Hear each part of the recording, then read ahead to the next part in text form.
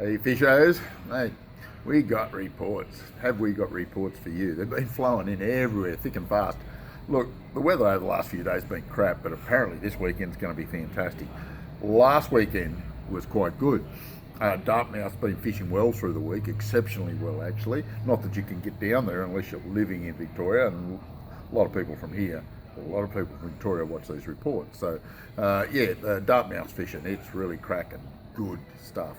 Hume Weir last weekend fished exceptionally well. There was a lot of yellers come out of it. One of the tricks there, and this happens all the time this time of year, in about 30 or 40 feet of water around the trees, they're only about probably 8 to 10 feet down. Remember that.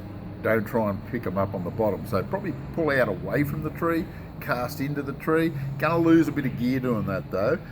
Not as convenient as just driving up to the tree and dropping a soft plastic down, but try that as well. Or even maybe just a little yabby or a shrimp or whatever. But they're getting plenty of yellers. If it warms up enough this weekend, it's gonna be hot stuff. And also hopefully the redfin will move.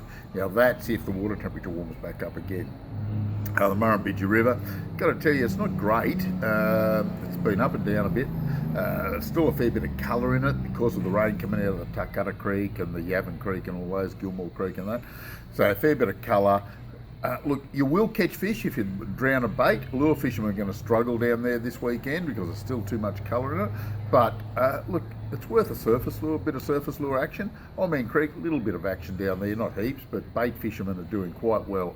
Doesn't seem to matter with the dirty water with bait. Blowering Dam, yep. They're getting some fish out of it, casting, trolling, fishing off the bank with bait. Had a heap of phone calls about, can you camp up there and that? Just ring National Parks. Look, seriously, I think they've got a screw loose at the moment. I don't normally have a go at anybody, but seriously, it's absolute crap. You can, limited camps, all that sort of stuff, sort it out, for goodness sake. It just doesn't need to be, because nobody camps in each other's pocket when they're up there anyway. I don't know what the reasons are for it. Just giving somebody a job, probably making a little bit more work for themselves. Geez, I'm going to get bagged for this one, aren't I? But anyway, who cares?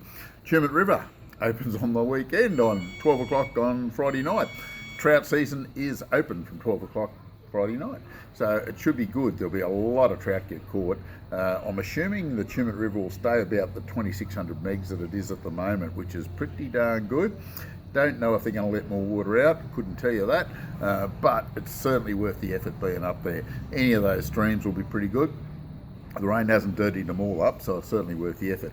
I think if you go up to Yukonbean, Jindabyne, Tintangra, happy days. Plenty of trout getting caught. Got an amazing couple of reports from Jindabyne. It's really cracking at the moment.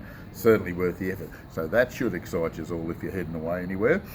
Wangler off the bank with bait, still good. Burrinjuck starting to get some nice yellers out of it, so pretty promising at the moment. So as you can see, we've got a lot of activity around, and further afield it's really good as well. Keep that in mind. This is a Compleat Angler's Fishing Report for this week. We'll catch you next week.